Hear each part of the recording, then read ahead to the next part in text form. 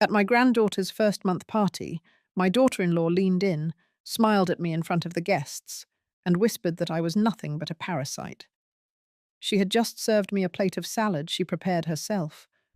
I didn't flinch, but something in her eyes felt colder than poison.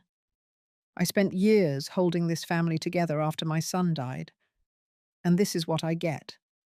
But what she didn't know is that I already knew what she put in my food. What happens when a mother stops forgiving and starts defending herself?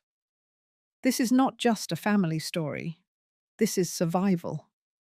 I didn't touch the salad. I just smiled, set my fork down, and reached for my glass of water instead. The sun was warm on my shoulders, but I felt nothing but ice spreading under my skin. The backyard was filled with balloons, white chairs, and people who barely knew the baby we were celebrating. Vera, my daughter-in-law, moved gracefully through the crowd in her champagne-colored dress, smiling like she belonged on a magazine cover. But when she leaned down toward me just minutes earlier, her voice had been soft and cruel. "You're nothing but a parasite." I had heard insults in my life. I've lived through poverty, grief, war, and raising a son on my own while building a company from scratch. But never had someone looked me in the eye, at a party I helped pay for, and said something that sliced so deep without raising her voice. And yet I said nothing. I simply nodded and let the moment pass, though every nerve in my body screamed otherwise. People think the older you get, the softer you become. But I've learned the opposite. Time doesn't dull the blade. It sharpens your sense of when to strike. The baby, my granddaughter Ruby, was asleep in her bassinet under a canopy of pastel streamers. I loved her the second I saw her. She had my son's eyes, and when she yawned, her whole face crumpled, just like his used to. I had fought to be a part of her life. After my son's funeral, Vera stayed away for almost a month. No calls, no updates. And then, out of nowhere, she texted to say she was moving into my house until she figured things out. Just like that. At the time, I thought it was the right thing to do. I told myself she was grieving, that she was pregnant, that it was what my son would have wanted. But now, looking around at all the strangers Vera invited, the photographers, the catered tables, and the way she kept referring to everything as her vision for the day, I understood. This wasn't a gathering for Ruby. This was Vera's coming out party, and I was the prop she needed to look good. She had already tried to guilt me into selling the company my husband and I spent 4 decades building, said it would be selfish not to cash out now and help pay down the $11 million in debt her husband had left behind. But I refused. Not just because of the promise I made to my late husband, but because I knew, deep down, that giving in to Vera would never be enough. She wanted control, not help. And when she didn't get it, she changed. The first signs were small: a missing bottle of medication, cold coffee left on the stove, even though I never drink it that way, passive-aggressive little jabs about how tired she was from doing everything on her own. Then came the legal letters from her lawyer, hinting at guardianship claims for Ruby, questioning my mental fitness, citing made-up details about confusion, forgetfulness, emotional instability. That was 2 weeks ago, and now she handed me a salad. I looked at the plate again. The dressing was light, almost colorless, but I noticed the fork was already resting in the lettuce when she brought it. She had prepared it ahead of time. I leaned back in my chair and looked across the yard. Mabel, our housekeeper for over 20 years, was standing by the buffet table, folding napkins. Her eyes met mine, just for a second. Then she looked away. She knew something. I'd always said Mabel was quiet, but not blind. So I excused myself. Walked past the guests, past the laugh track music Vera had picked out, and into the house. I put the salad plate into a sealed container, marked it with the date. Then I made a call. The rest of the afternoon passed like any other suburban event. Photos, cake, fake compliments. My granddaughter slept through most of it, oblivious to the undercurrents swirling around her. When the sun began to dip, people started to leave. Vera made sure to walk each guest to their car, kiss babies, and flash her perfect smile. No one saw her dig her nails into my wrist earlier that morning when I brought Ruby her blanket. No one heard the things she said when she thought no one was listening. But I had, and I remembered every word. This isn't going to be a slow story. I won't drag you through years of tension or play the helpless victim. That's not who I am. I don't throw glasses or scream in kitchens. I watch. I document. And when it's time, I move. So ask yourself this, while I tell you the rest. What would you do if you knew your daughter-in-law had tried to poison you not once, but was planning to do it again? And no one, not the police, not the neighbors, not even the court, would believe you unless you had proof. Because that's where I was. And the next time she tried, I'd be ready. I didn't sleep that night, not because I was afraid. I've known fear. This wasn't that. This was calculation. At 6:15 the next morning, I placed the sealed salad container inside a small insulated bag and drove it to Dr. Felicia's office. She wasn't just a physician.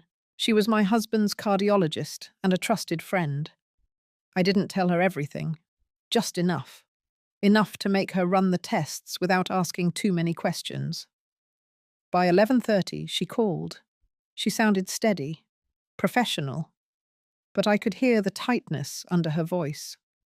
She said the substance they detected was digoxin, a cardiac glycoside.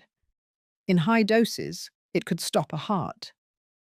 In low, repeated doses, it could induce arrhythmia, fatigue, confusion, even death if no one caught it in time, especially in someone my age. She told me the amount in that salad was not lethal, not yet. But if I had eaten similar doses 2 or 3 more times, the outcome would have been different.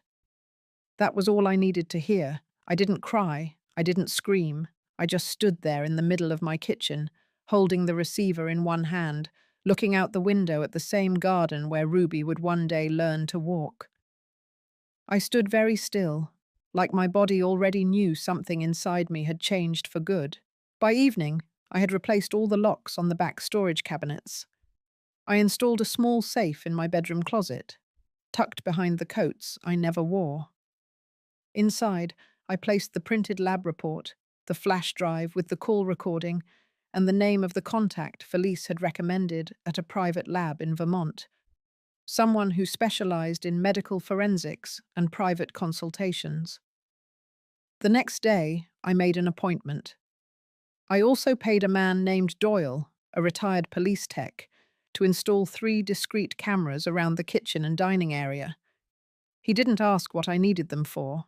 Cash made sure of that. At dinner that night, Vera asked what I'd done all day. Her tone was casual, but her eyes stayed locked on mine too long.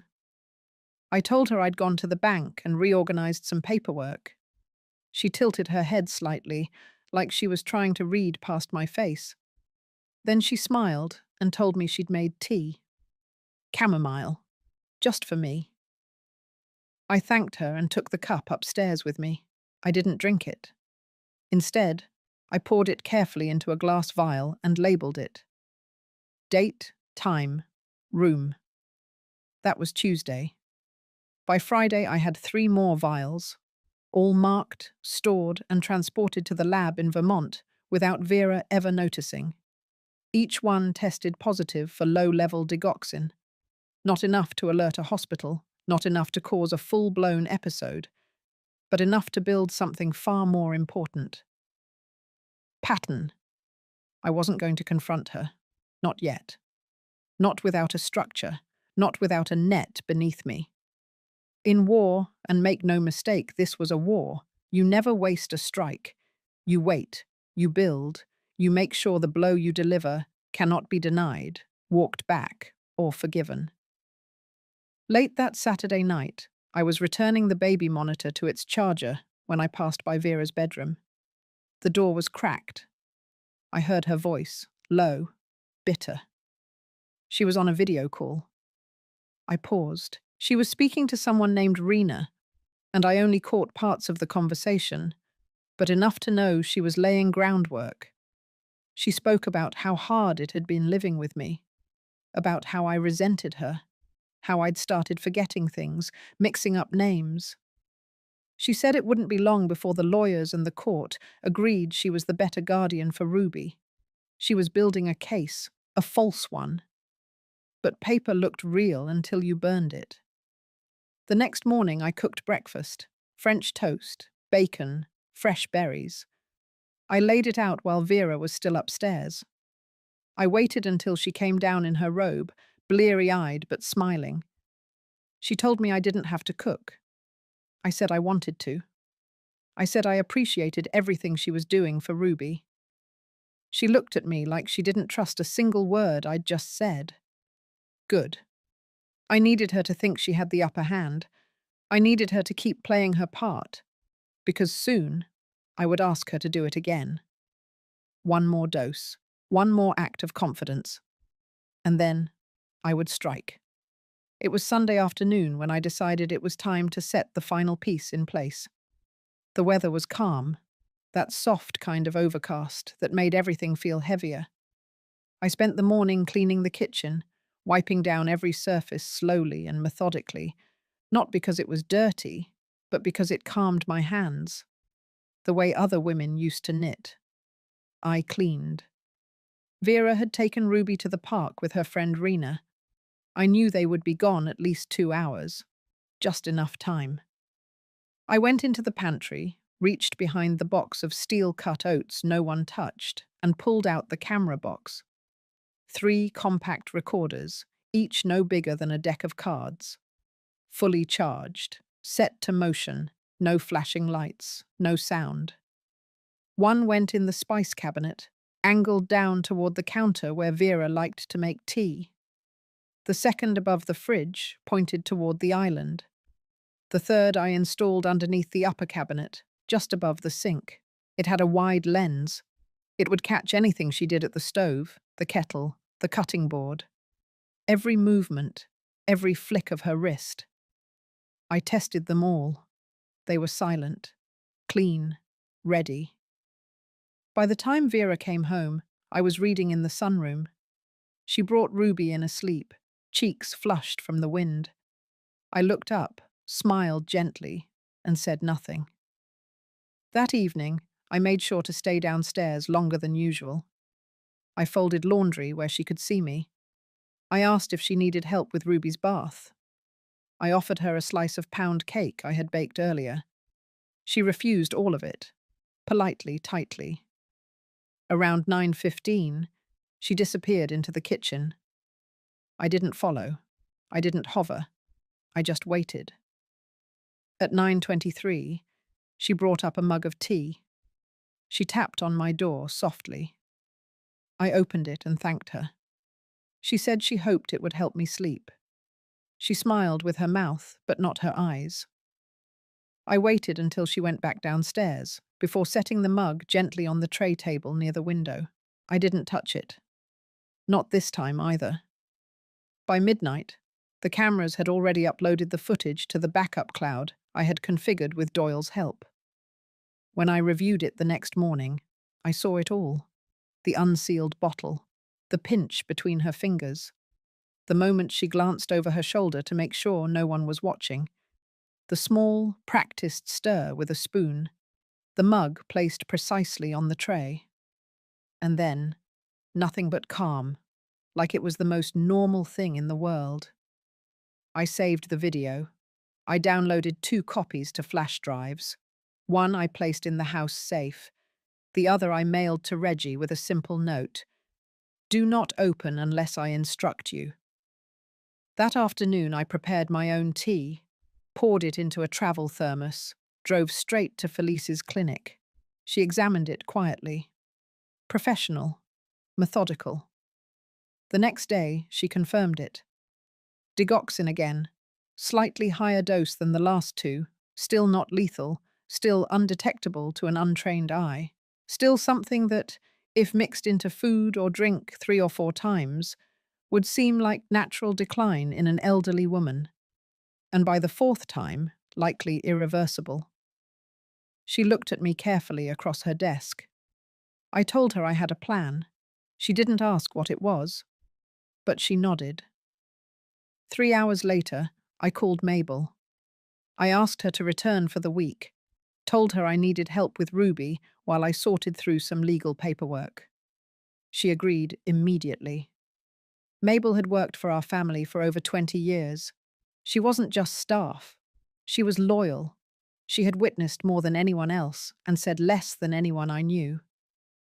When she arrived, I sat with her in the breakfast nook, handed her a printed photo of Vera standing in the kitchen with the mug. I explained nothing, just looked her in the eyes and asked one question. She inhaled sharply. Her face didn't change, but her eyes darkened. Then she nodded. I asked her to do one thing. That evening, I made sure to be in the living room when Vera brought the baby down for a nap. I told her I was tired, that I would take a cup of tea upstairs, that I appreciated her making it. She said, of course, just like always. I took the mug, carried it up. This time I brought it to the guest room instead of mine. I set it on a tray and asked Mabel to stand by. Vera never saw the switch. Mabel had made an identical cup of tea using her own set, same mug, same color, same smell. I took that one and drank it slowly in the kitchen. Vera was unloading the dishwasher, back turned. I made sure she heard the sound of ceramic touching the table. I made sure she heard me sipping. Then I left the mostly empty mug in the sink. And I waited. The next morning I set the trap. A small brunch, just the 3 of us. I served her eggs and toast, coffee in her favorite cup. Then, right as we sat down, I smiled and said, almost offhand, I feel better this week. The tea has helped a lot. I think I'll stick to that blend from now on. Her hand paused mid-air. Then she smiled. Too quickly. That afternoon, I met Reggie at the bank. I signed over a portion of the estate into a temporary trust. Made him co-executor. Gave him access to the video files, the lab reports, the documentation, and instructions for release. If anything happened to me over the next 3 weeks, he was to deliver everything to the authorities and call the press. By the time I went to bed that night, the tea mug was back on my nightstand, untouched, and I knew I had her. The envelope came in a plain manila sleeve, no return address, just my name in small typed letters across the front. It was slid under the door sometime before dawn. I didn't have to open it to know what it was. Still, I walked it to the kitchen, sat down with a cup of black coffee, and sliced it open with a butter knife. Inside were 3 documents. One was a petition for temporary guardianship over Ruby, citing neglect and emotional instability on my part. The second was an affidavit, supposedly from one of Vera's old friends, claiming I had been seen talking to myself in the backyard late at night. The third was a medical note, unsigned, referencing ongoing cognitive concerns and potential signs of early-stage decline. It was clever, dirty, but clever. The unsigned medical note was especially cruel. My husband had spent the last 2 years of his life losing pieces of himself. I had watched it all unfold in silence. The slippage, the repetitions, the soft confusion that eventually hardened into full disorientation. We had never spoken about it. Not directly, but he knew, and so did I. Vera knew that too. She had taken the thing that hurt the most and twisted it into a weapon. I placed the papers back in the envelope and walked them to the safe. I didn't panic, not even a flicker, because I was already 10 steps ahead. Reggie had warned me she might try to file preemptively. He had flagged her contact with a family lawyer who had a reputation for playing fast and loose with evidence. What she didn't know was that Reggie had a connection inside the clerk's office. If she filed anything officially, I would know within the hour. But this envelope was just a threat, a signal, a rehearsal before the real performance. Later that morning, while she was out with Ruby, I logged into my email and opened a separate drive where I stored copies of my most important files. I uploaded the camera footage from 3 different angles. I cross-referenced it with the lab results from Dr. Felice, matched the timestamps, and added a written summary. I titled the folder "For Law Enforcement Use Only" and set Reggie as the second administrator. Then I sat back and thought about what Vera's next move might be. She had tested my food, my tea. She had built a soft narrative of my decline, carefully crafted through whispers and false smiles. She had forged or paid for false affidavits.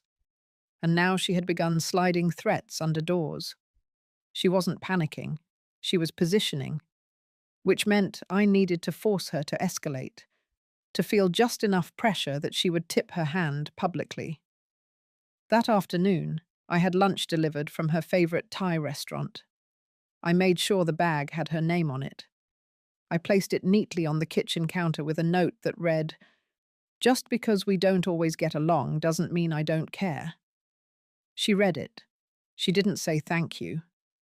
But later, I heard her on the phone with Rena, laughing. She said maybe I wasn't so far gone after all. Exactly what I wanted. That night, I left my phone in the living room on purpose. Open calendar, clear reminders. I wanted her to see my upcoming meeting with my financial advisor, a name she wouldn't recognize, a location that looked official enough to matter, a subtle breadcrumb, carefully placed. The next morning, while I was out, Mabel called me from the house line. Her voice was low, tense. She said Vera had gone into my room. She had watched from the hallway. Vera had opened the bottom drawer of my desk, looked through several folders, and taken photos with her phone. She had closed everything back exactly as it was. Almost. She had missed one paperclip. Mabel noticed. She always noticed. I told her not to move a thing. That night, after Vera went to sleep, I checked the drawer. Nothing had been stolen. But the photos she took included the names of 3 donors listed under the trust my husband and I had set up. She must have assumed I was planning to transfer the company early, or worse, that I had already done it. I hadn't. But that gave me an idea. I drafted a short letter on company letterhead, one that suggested a transition of leadership was in discussion, pending final approval. I dated it carefully, added a blank space for signature. I folded it neatly and tucked it into the middle of a file titled Strategic Contingencies. I didn't hide the folder. I left it where she could find it, right behind a decoy labeled Holiday Recipes. Sure enough, the next afternoon she went for it. I was in the garden, pruning the rosemary. The baby monitor was on, but Vera thought I was out of earshot. She had just finished a call. I couldn't make out the full conversation, but I heard enough.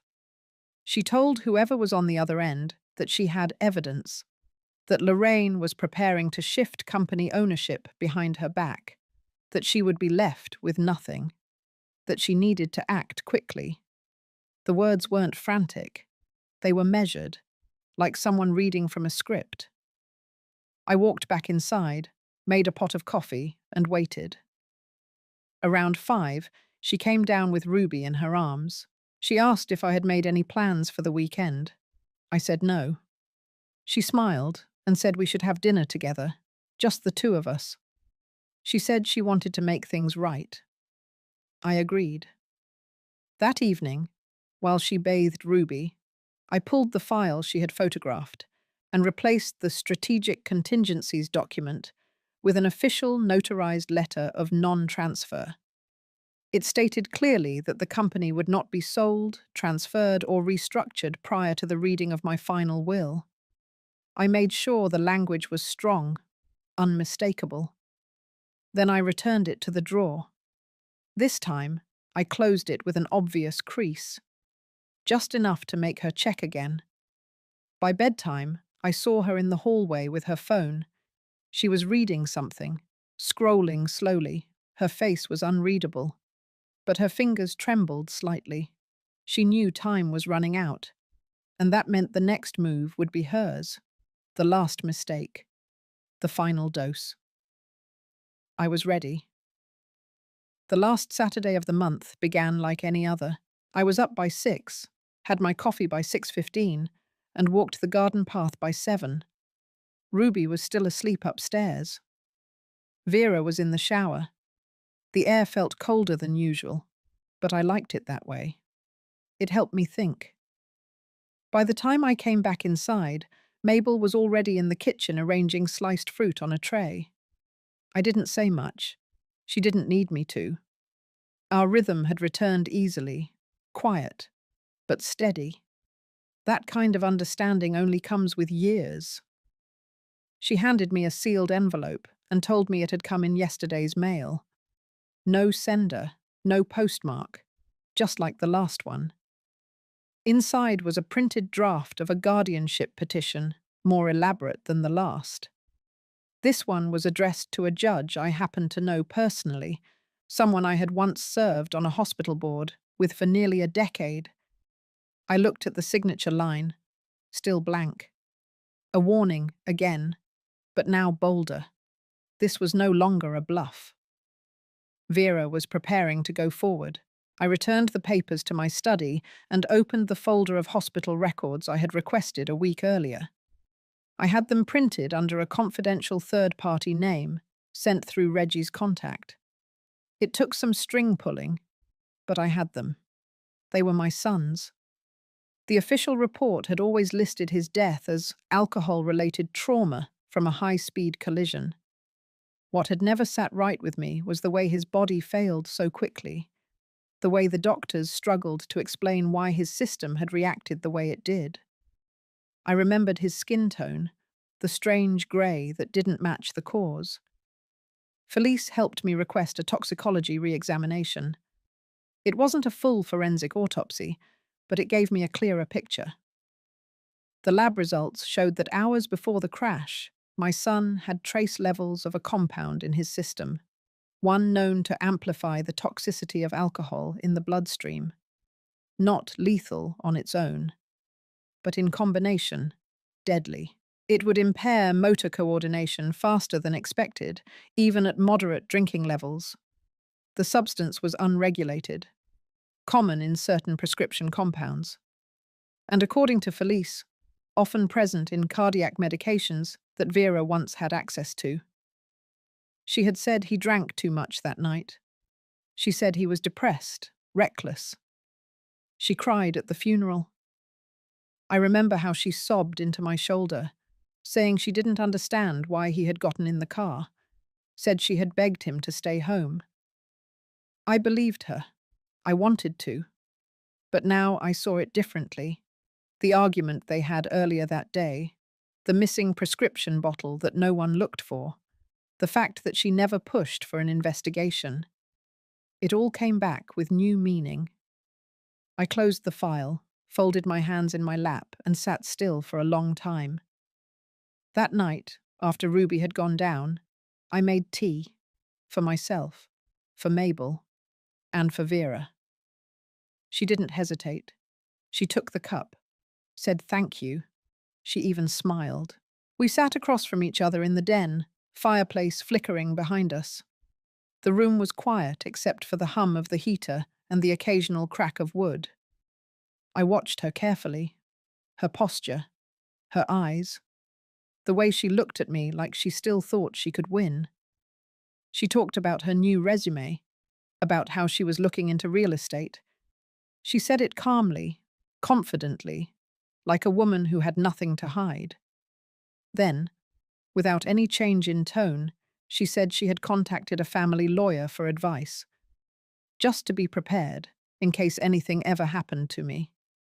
She said it softly, like she was doing me a favor, like she was planning ahead, like any good mother would. I didn't flinch. I told her that was responsible of her, that I was glad Ruby would have someone thinking long term. Then I excused myself, took the empty teacups to the kitchen, and poured mine into a vial I had hidden under the sink. Later in my room, I sealed it, labeled it, sent Mabel a text that simply read, "Confirming last vial. Thank you." The next morning I received a call from Felice. She had the analysis. The digoxin levels were nearly 3 times higher than the previous ones, still not fatal, but high enough to induce a cardiac event in someone frailer than me. High enough to be deadly if consumed 3 times in the same week. She told me to be careful. I told her I was done being careful. That evening, I met Reggie in person. I gave him everything. All the files, all the recordings, all the toxicology reports, the rewritten guardianship documents, the falsified affidavits, the screenshots of Vera's texts with Rena, recovered from a backup I had quietly set up weeks ago with Doyle's help. I told him I wanted everything reviewed by an external legal team. No one connected to our family, no one who knew my husband. I didn't want sympathy. I wanted strategy. Reggie agreed. He said he would begin preparing an injunction, not just to block the guardianship, but to initiate an investigation. He said we had enough now to raise criminal suspicion. Maybe not to arrest, but certainly to draw attention from the right people. That was all I needed. I returned home just before 10. The lights were off in Vera's room. The baby monitor was silent. I walked past her door, stopped, rested my hand lightly on the frame. Then I kept walking. I slept with my window open that night. The cold air cut through the room. Clean, quiet, real. It was the first deep sleep I had had in months. By the time Tuesday came, the air had shifted. Not just outside, though the clouds did hang lower than usual. There was something colder in the house, too. A silence that no longer felt neutral. Vera moved around like someone who had already won. I noticed it in the way she closed cabinets without sound, the way she spoke slower, like she was rationing her words carefully. She had started packing. Not openly, not in suitcases, but I saw the signs. A pair of earrings missing from the tray, folders removed from the bookshelf in the office. Her winter coat gone from the hook by the back door. She was planning something, and she thought I didn't know. She even started cooking dinner, 3 nights in a row. On the 3rd evening, she made roasted chicken. The house smelled like rosemary and garlic, but I barely tasted it. Not because I suspected anything. She didn't bother trying again.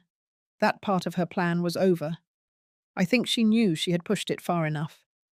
Now she wanted to clean her tracks, soften the edges. After dinner, she sat across from me at the table. Ruby had already gone down. The dishes were cleared. She brought out a folder, placed it between us, and slid it forward without a word. Inside were pages of typed schedules, feeding times, doctor appointments, milestones. Then came printouts of real estate listings, modest homes in nearby towns. One in particular was circled, 2 bedrooms, fenced yard. Ideal for new families. She said she had been thinking it was time to give me space, that Ruby needed her own room, that she had found a place closer to the preschool she wanted. She spoke with quiet kindness, the kind that stung more than any insult. I nodded. Let her finish. She said she would be taking Ruby with her at the end of the week. Friday, probably. She said it like a casual plan, like a hair appointment, like it wasn't the final move in a long, calculated game. Then she thanked me for everything, for my hospitality, for my patience, for understanding that it was time for the next chapter. I told her she was right. I didn't raise my voice. I didn't challenge a single word. I simply folded the schedule, placed it back in the folder, and said I hoped the house she picked had good light. Ruby liked windows. That night, after she went upstairs, I called Reggie and told him we were moving forward. The next morning, the papers were filed, an emergency petition for injunction, accompanied by a motion to investigate guardianship fraud, elder endangerment, and attempted harm with intent. Everything was in the file. The lab results, the video footage, the intercepted texts, the falsified documents, and most importantly, the timeline. By noon, the clerk had processed it. By 4, Vera received the notice hand-delivered to the front door. She opened it in the living room.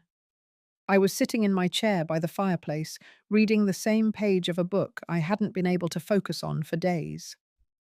She stood still for a long time.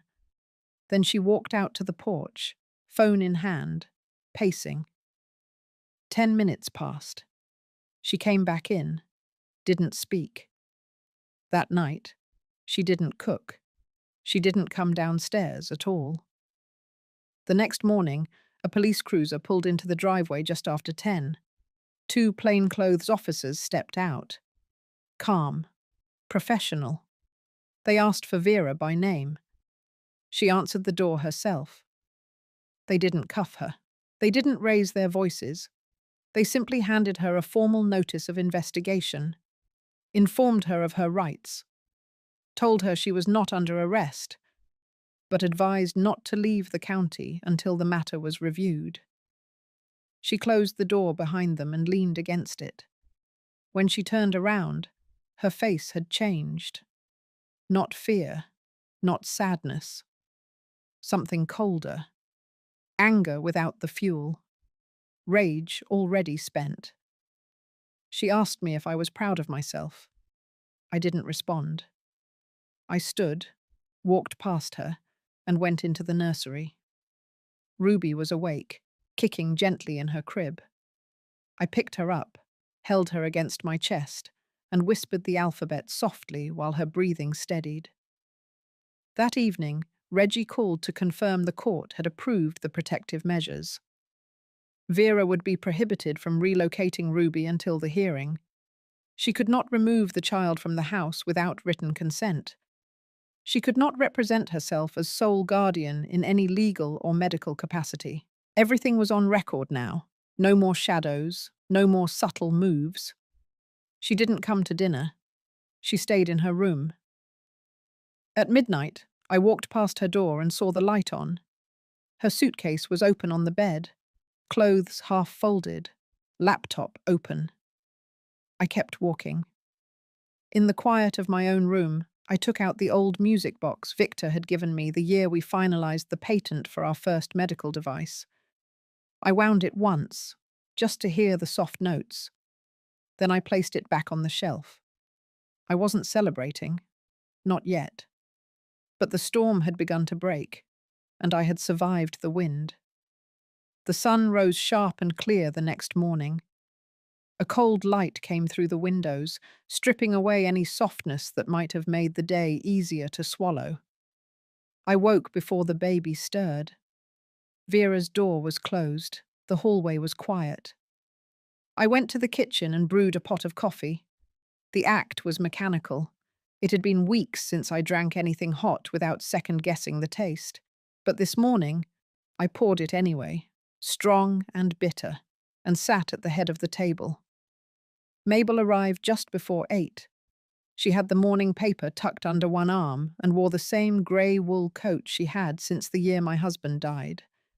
She nodded, calm as always, but her eyes flicked toward Vera's empty chair. She didn't ask. She never did. By 10 o'clock, Reggie had arrived. He wore a navy overcoat and carried a leather portfolio pressed tightly under his arm. I led him into the den, where we had arranged the chairs and table the night before. Quiet, clean, with a tray of glasses and a carafe of water placed off to the side. The documents were stacked neatly, labeled, color-coded. Vera came down at 10:37. She wore her best dress, hair pinned back, light makeup. She looked prepared for something she didn't fully understand. Behind her walked two members of the company's advisory board. They had received a formal invitation from me 3 days prior. The subject line had been simple: clarification of control and succession planning. She had no idea what she had walked into. She greeted them as if she had expected them, asked if they wanted coffee. No one accepted. Reggie opened the meeting with a measured tone. He explained that given recent legal activity and concerns over custodial arrangements, the family trust was initiating an internal clarification of authority over Whitmore Medical Holdings. Vera's face tightened at the phrase, internal clarification. She crossed her legs and folded her hands in her lap. I let Reggie speak for the first 10 minutes. Then I stood. I thanked everyone for coming. I explained that my husband's wishes had always been clear, that the company would remain under family stewardship until it was passed into a permanent charitable structure upon my death, that no transfer, sale, or restructuring could occur without both medical and legal clearance verifying my full incapacity. That clause had been notarized years ago. My husband had insisted on it. Then I passed around the most recent lab reports, the footage stills, the handwritten summary. Each attendee reviewed them silently. The room grew still. Vera shifted, said nothing. I turned on the small screen placed at the end of the table. The footage played. No sound, just movement. Her hands, the mug, the white powder, the casual turn of her wrist. Her back turned to the hallway, but the camera caught the angle clean. One board member looked away. The next clip showed the second dose. Different day, same behavior. Then the third, and the fourth. When the final clip faded to black, I turned off the screen and sat down. No one spoke for a moment. Reggie cleared his throat and read from the injunction. The details were plain. The guardianship petition Vera had drafted, the false affidavits, the unsigned medical claims, the digital trail traced to her lawyer's office. Vera's voice cracked as she said the word coincidence. She said the footage was misinterpreted, that the powder was a vitamin supplement, that she had always acted in the best interest of the family. She looked at me. Her voice softened. She said I had misunderstood, that grief had made her clumsy, that she had wanted to help, that perhaps she had overstepped, but never with harm in mind. I said nothing. The board members were polite. One excused himself to take a call. Another asked if Ruby was upstairs. Mabel answered yes. She had been listening from the hallway like she always did. She knew when to step in. Reggie handed Vera an envelope. Inside was a signed release form, stating that she would be stepping down from any advisory capacity in relation to the company, that she would make no further claim to guardianship until the court reviewed all evidence, that she would be surrendering temporary custody of Ruby, effective immediately. She refused to sign. So I stood again.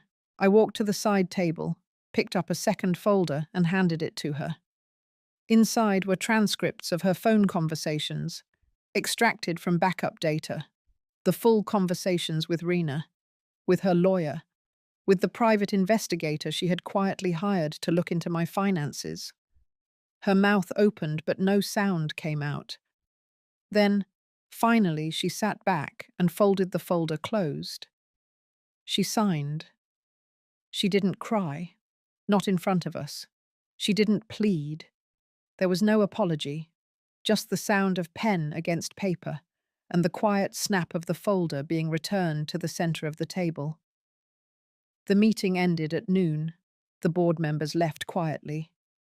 Reggie stayed behind to pack up the documents. Vera went upstairs without a word. I sat by the fireplace again. The same chair, same view. The fire was low, the embers still red. By evening, Vera had packed 2 bags. She left before dark. No goodbye, no promise to return. Just the sound of the door clicking shut, and then nothing at all. The silence after she left was not the kind that lingers painfully. It was the kind that settles deep, the kind that tells you something toxic has finally been scraped out. The house breathed easier without her in it. I could hear it in the stillness of the hallways, in the way the floorboards stopped creaking at odd hours, in how the baby monitor no longer felt like a surveillance tool. Mabel stayed the night. She made soup, fed Ruby, cleaned the nursery without being asked. At one point, I caught her humming under her breath, the same melody she used to sing to my son when he was a baby. I didn't say anything. I just let her keep humming. Some sounds don't need acknowledgement to mean something. By morning, Ruby woke early. I held her longer than usual, pacing the kitchen while the kettle whistled. She watched me the whole time, eyes wide, still too young to understand what had shifted in the air around her. But I believed she felt it. Children always do. I spent the afternoon reviewing the documents with Reggie one final time. The guardianship orders were locked in. The medical evidence was stored in multiple secure locations. The footage was filed under both civil and criminal reference logs. Reggie said the prosecutor's office had begun looking into formal charges, though no one had reached out yet. I told him I didn't care whether they did or didn't. This was never about the headlines. What mattered was that she could no longer touch what wasn't hers. The following evening, I opened the drawer where my husband's will had sat for years. The envelope had yellowed slightly around the edges. I unfolded the pages slowly, rereading his handwriting in the margins. He had written everything with the precision of a man who had built things with his hands. His last notes were not sentimental. They were instructions. He wanted the company passed to no one. He wanted it absorbed into something bigger than us. He wanted it to serve, and I had delayed long enough. That night, I drafted the transfer documents. Reggie would complete the formal filing, but the language would be mine. I renamed the holding into a transitional trust, the Whitmore Institute for Public Healing. Its assets would be directed to community medical initiatives, with oversight from a neutral board composed of health professionals and ethics scholars. It would outlive me. That was the point. I didn't want the legacy to sit in the hands of someone waiting to sell it. The next morning I drove to the lake. It was a place I hadn't visited in years. My husband had built the dock with his brother when they were both in their 30s. We used to bring our son there in the summers, long before the business had consumed our time. I stood on the dock, letting the cold wind press against my face. I didn't cry. That part of me had gone dry long ago. But I breathed deep, let the air fill the places Vera had tried to hollow out. Back at the house, I opened the closet where I kept the old music box. I wound it again. This time, I let it finish the full tune. The melody felt slower now, like it too had aged. But it still held shape. Mabel joined me in the nursery that evening. We didn't talk much. She helped with Ruby's bath, then folded laundry while I rocked the baby. At one point, she looked over and asked if I was sleeping better. I said yes, it was the truth. The next week passed without noise, no letters, no calls, no surprise visits. The absence was its own answer. On Friday, I received an envelope in the mail.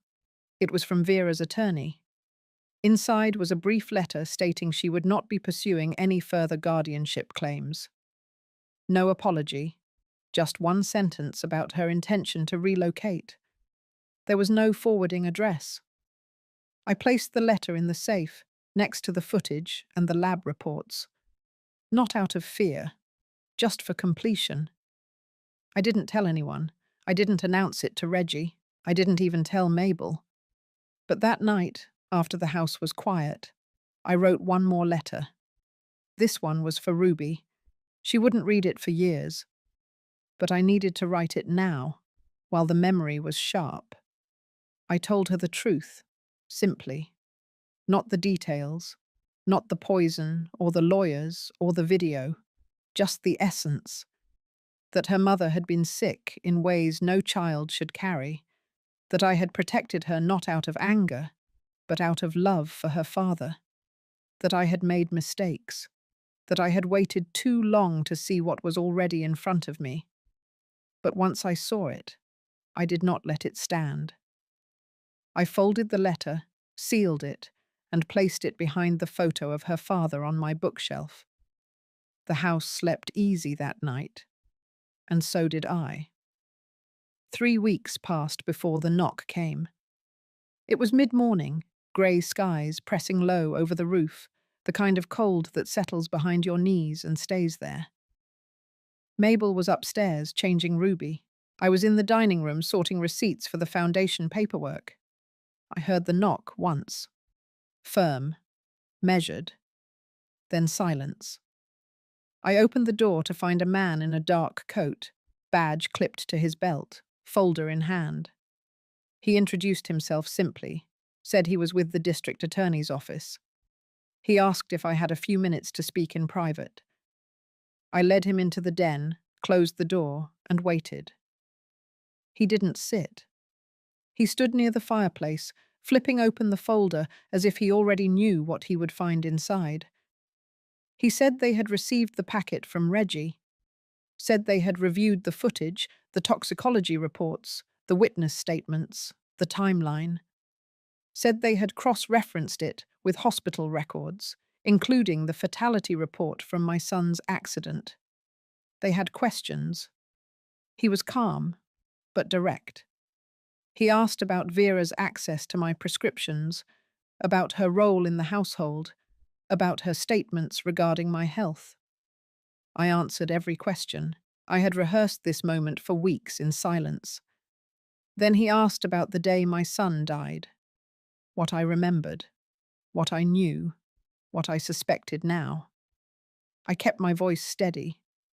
I told him the truth, that I had doubted myself for too long, that grief had clouded my judgment, that I didn't want to believe a woman carrying his child could also carry that kind of intent. He nodded slowly, took notes, said they weren't at the stage of charges yet, that the statute of limitations was complex in cases like this, but the fraud and poisoning allegations were active and ongoing. He said the case was open. When he left, I stood at the window for a long time watching his car disappear down the long driveway. I didn't feel relief, not yet. What I felt was something more still. The quiet knowing that once set in motion, truth doesn't stop rolling forward. Later that evening, Reggie came by with the official confirmation from the court. The Whitmore Institute had been granted full legal transfer. The company name had changed in the registry. The trust was now live. It no longer belonged to me. Not really. But I would oversee it until my last day. He handed me the final binder, heavy with signatures. I opened it slowly. The title page bore both our names. My husband's legacy, now etched into a public service. Reggie asked if I wanted a press announcement. I said no. Let the work speak for itself. The next morning, I walked Ruby to the park.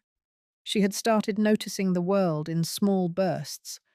Her fingers followed shadows on the pavement. Her eyes lit up when dogs passed. I held her tighter than usual, not out of fear, but because I could finally walk without looking over my shoulder. Back at home, I placed the framed letter from my husband on the mantel. It had lived in my desk drawer for too long. It was time for it to be seen. His words were simple, clear. His faith in me had never wavered, even when mine had. The following week, I received a call from the hospital board. They asked if I would consider returning in an advisory role, part-time. They had heard about the trust. They wanted someone with experience and conviction.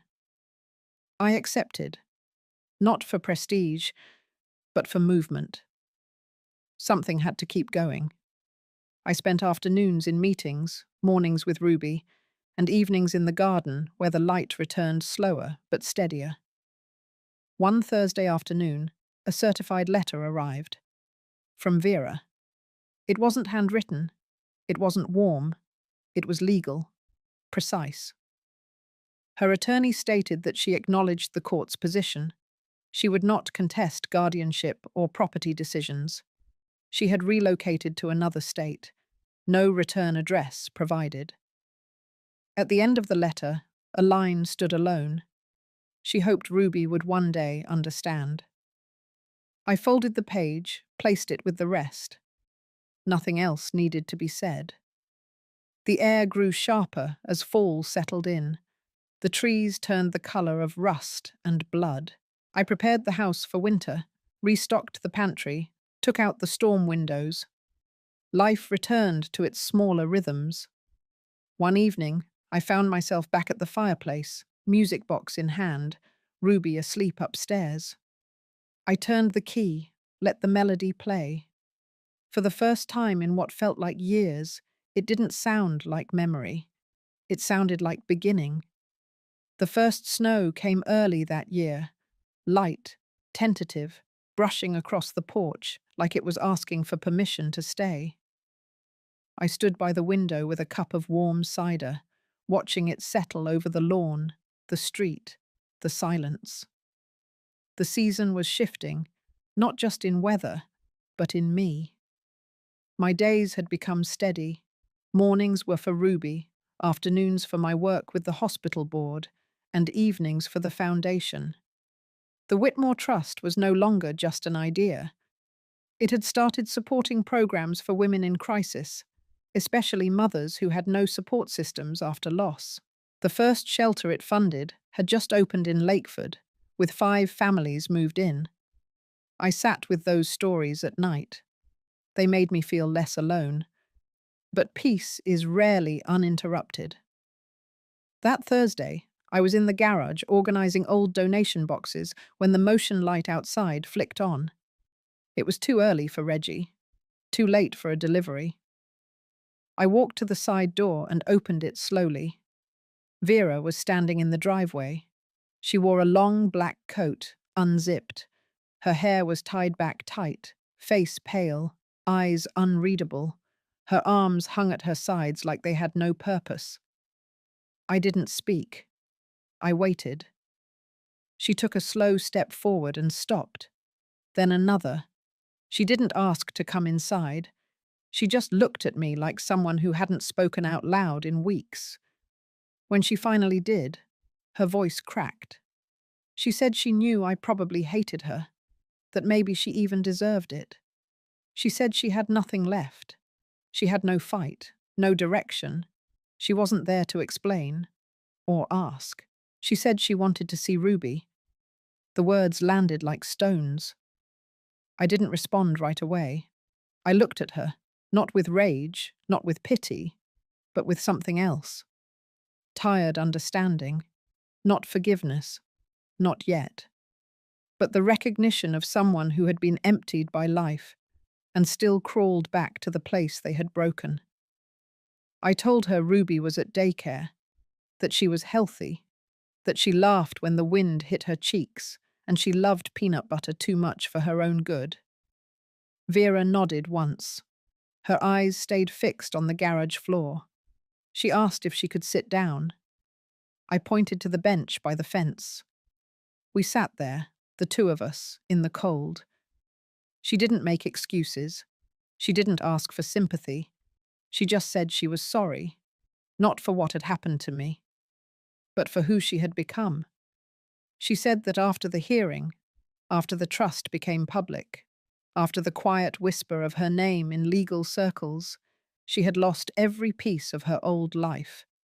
She said she tried to rebuild, couldn't. She was working night shifts in a care facility 3 towns over, No one knew her there. Then she asked something I hadn't expected. She asked if she could help. Not with money, not with work, but quietly, behind the scenes, sorting mail for the trust, or packing hygiene kits for the shelter. Anything. She said she didn't want her daughter to grow up thinking her mother disappeared. I didn't say yes, but I didn't say no either. Instead, I told her to come back next week. Same day, same time. If she still felt the same, we would talk. She stood, nodded again, and walked back to the car. I watched until the taillights disappeared. That night, I sat in the study and opened the old ledger from the company, the final entries before I'd signed it all away.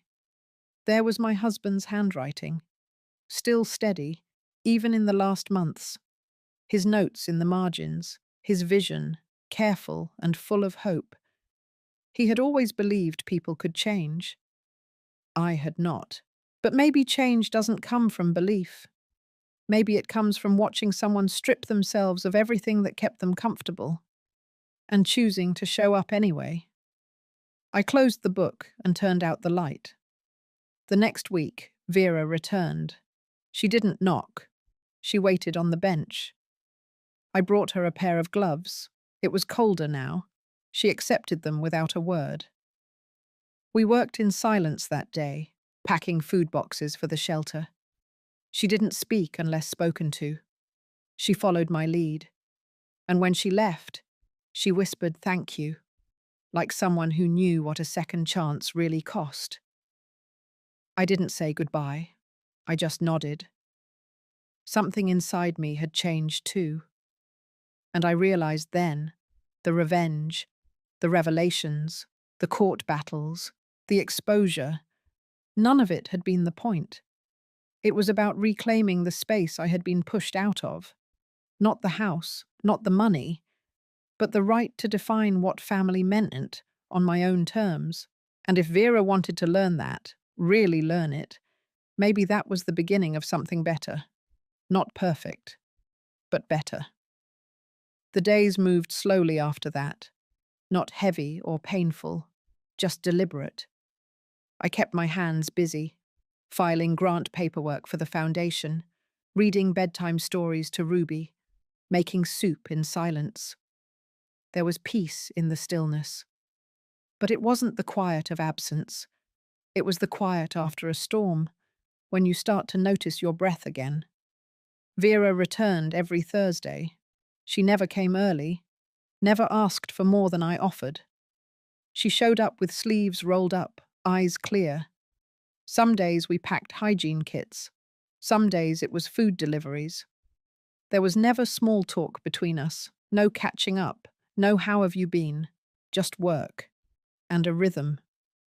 I watched her closely, not because I didn't trust her, but because I was trying to understand something that had taken me a long time to admit. I didn't hate her anymore.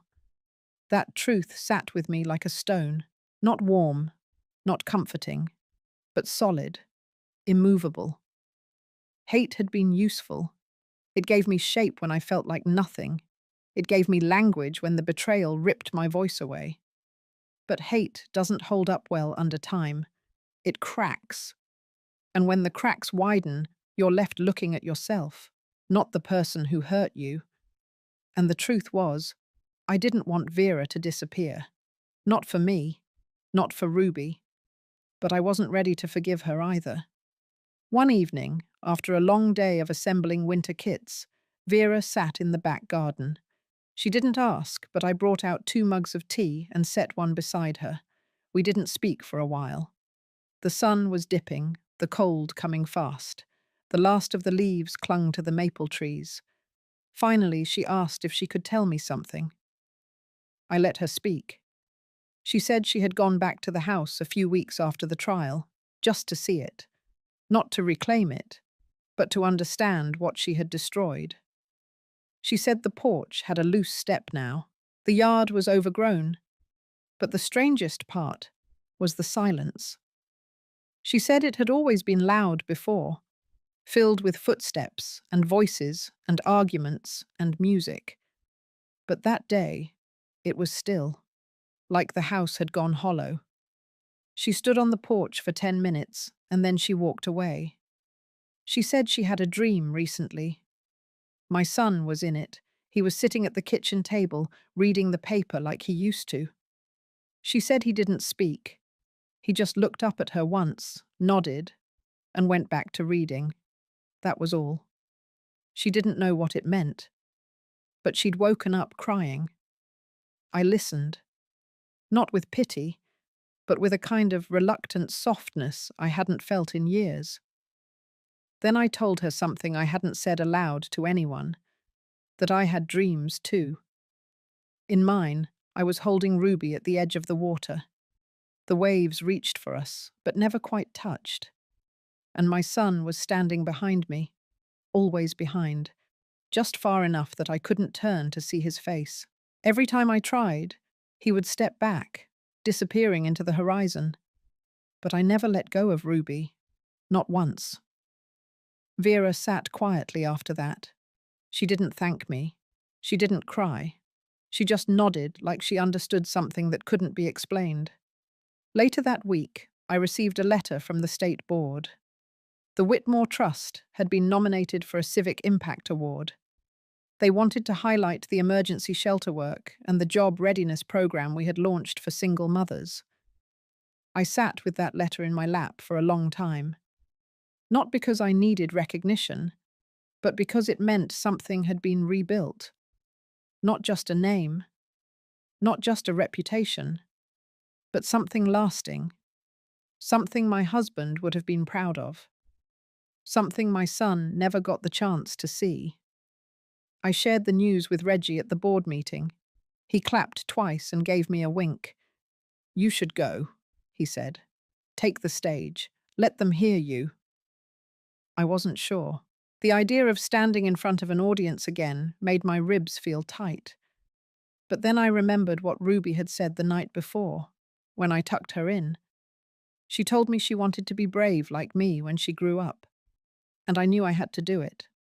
Not for the trust, not even for the mothers we served, but for the little girl who would one day ask where she came from and who fought to make sure she could stand proud in any room she walked into. I confirmed attendance the next morning. The ceremony would be held in early March, and I knew somehow that it would not just be an ending, but a beginning. The night of the awards ceremony arrived with a quiet kind of weight, not nerves, not dread, just awareness of time, of legacy, of everything that had led to that moment. I stood behind the curtain of the Municipal Hall's auditorium, my hands folded, listening to the speaker on stage describe the impact the Whitmore Trust had made in the last 18 months. Numbers rolled off her tongue. Families housed, mothers employed, emergency funds distributed. All accurate, all real. But none of it captured the nights I had stayed up with Ruby coughing in her sleep, or the way Vera's hands shook the first time she helped a mother into transitional housing. None of it captured the silence that used to live in me. Then my name was called. The applause was polite, respectful.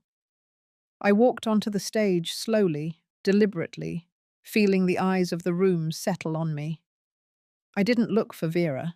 I didn't need to. I stood at the podium and waited until the room quieted. And then I spoke. I didn't read from the card they had given me. I didn't talk about program goals or fiscal year outcomes. I talked about what it meant to survive betrayal, what it meant to rebuild. Not just an organization, but a life, a self. I talked about grief that doesn't ask permission and love that chooses to stay, even when it hurts. I said the most radical thing a woman can do after being discarded is to remain standing. I said I was still here, and I wasn't going anywhere. The room went still, not heavy, not somber, just still, like a breath held at the edge of something sacred. When I stepped down from the podium, A few people stood, then a few more, until most of the room was on their feet. I didn't smile. I didn't cry. I just nodded once and walked back behind the curtain. Vera met me there. She didn't say anything, just placed a small folded envelope into my hand and stepped back. Later, in the quiet of my car, I opened it. Inside was a photo, not a new one, an old one, a picture of my son, arms around Vera's shoulders, both of them laughing at something off camera. Ruby wasn't born yet. I remembered that trip. It was up at Big Bear. Cold morning, hot coffee, the smell of pine. On the back of the photo, in Vera's careful handwriting, it said, "I know what I took. I am trying to give back what I can." I sat there for a long time, the envelope in my lap, until Ruby stirred in the back seat. I looked at her in the rearview mirror, her eyes still closed, her mouth slightly open in sleep. She had no idea what had just happened, no idea the weight of that night. But one day, she would. One day she would know everything. And maybe, just maybe, she'd tell her own story. Not with bitterness, not with shame, but with the calm, unshakable voice of someone who came from women who survived. I drove home slow that night. The city lights blurred past me. I didn't feel victorious. I didn't feel vindicated. I just felt real, for the first time in a long time. And in the quiet of that moment, I promised myself something. That whatever years I had left, they would be mine. Not in hiding, not in bitterness, but in full color, alive, awake, and unafraid. If this story found something inside you, something tender, something raw, something unspoken, then maybe it's because you've been there too, or know someone who has. These stories are not just mine. They belong to all the women who stayed silent for too long. If you felt seen, heard, or simply moved, let me know. And if you're still holding your own pain in quiet corners, I hope you find your way out of the dark, one step, one breath, one choice at a time. You deserve that. You always did.